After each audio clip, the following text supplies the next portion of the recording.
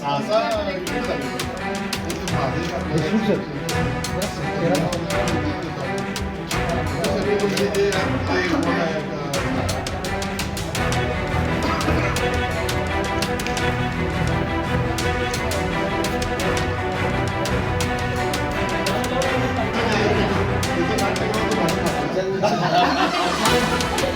त्यामध्ये आपण सगळ्या अधिकाऱ्यांचा पदाधिकाऱ्यांचा सत्काराचा कार्यक्रम करा.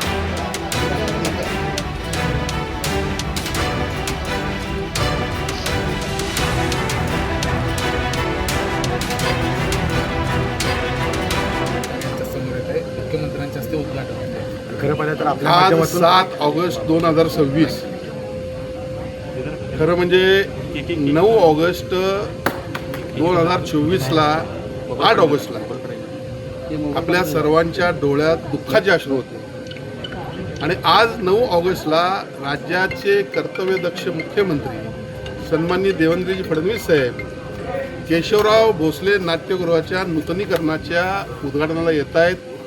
हे आमच्या दृष्टीनं अत्यंत महत्त्वाचा दिवस, कारण मला अजूनही आठवतं 8 ऑगस्ट 2024ला ज्या वेळेला केशवराव भोसले नाट्यगृह जळीतग्रस्त झालं त्यावेळी आयुक्त होत्या आणि लोकप्रतिनिधीपैकी मी पहिल्यांदा त्या ठिकाणी पोहोचलो.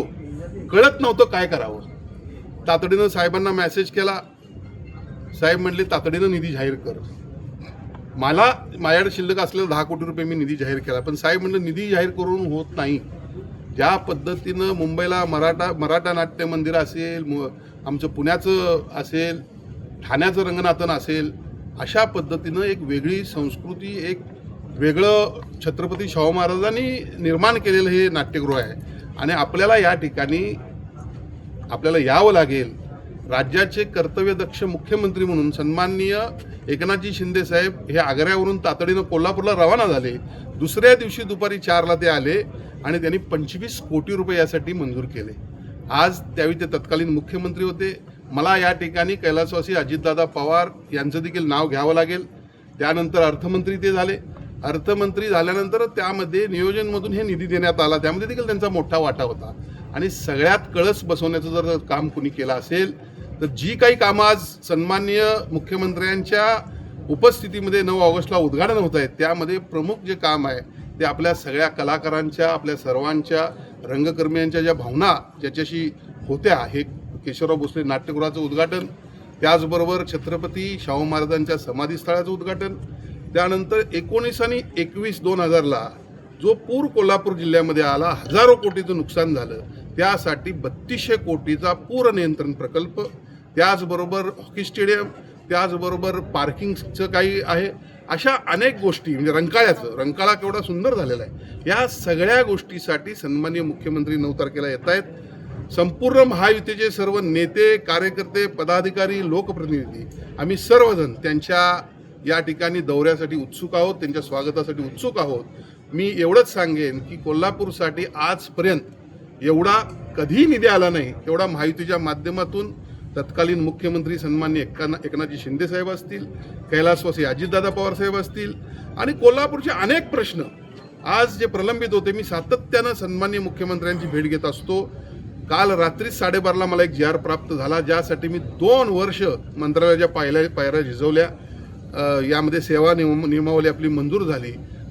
नाही, निश्चितपणे मी जसं म्हटलं त्याप्रमाणे महायुती म्हणून किंवा मुख्यमंत्री म्हणून सन्माननीय देवेंद्रजी फडणवीस साहेब कधीही निधीला कमी पडले नाहीत. त्यांना गोष्ट पटावी लागते आणि ज्या काही गोष्टी आता पाठीमागच्या ज्या काही राहिलेल्या गोष्टी आहेत आपल्या खासबाग कुस्तीच्या मैदानाच्या, त्या देखील आम्ही पूर्ण करून घेऊ.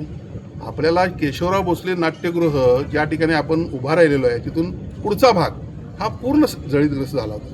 मला या ठिकाणी आपल्याला सांगायला हे देखील आवडेल की 2019ला मी माझ्या दुसऱ्या टर्मच्या शेवटच्या वर्षी कोल्हापूर महानगरपालिकेसाठी भूषण गगराणी जे सचिव होते त्यांच्याकडून टर्न टेबल लँडर मंजूर करून घेतलं होतं आणि ते टर्न टेबल लँडर जिथं पाणी मारत होतं तेवढाच भाग शिल्लक राहिला होता जळण्यापासून. हे पूर्ण पाठीमध्ये जळून गेलं होतं कारण ते टर्न टेबल लँडर आत येत नव्हतं. आता ह्या काही गोष्टी आपल्याला पुढच्या काळामध्ये ह्या देखील बघायला लागतील. आणि आज या ठिकाणी अत्यंत सुंदर सन्माननीय आयुक्त साहेब आहेत. खास करून या ठिकाणी महापौरांचं मी अभिनंदन करतो, त्यांनी सातत्याने या लक्ष घातलं. आमचे कलाकार बांधव या ठिकाणी सगळे पॉझिटिव्ह राहिले आहेत.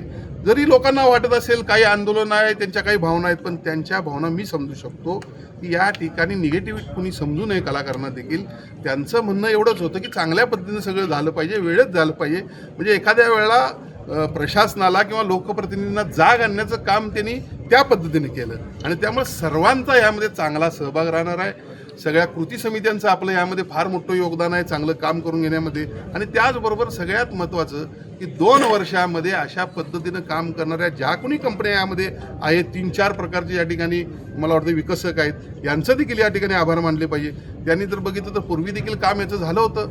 अशा पद्धतीनं KMT कर्मचाऱ्यांची मंजुरी देखील 1-2 दिवसात येईल. अत्यंत चांगल्या पद्धतीनं कोल्हापूर शहरासाठी सन्माननीय मुख्यमंत्री एकनाथजी शिंदे साहेब यांचे निर्णय देवेंद्र फडणवीस साहेब यांचे निर्णय सध्या सुरू आहेत.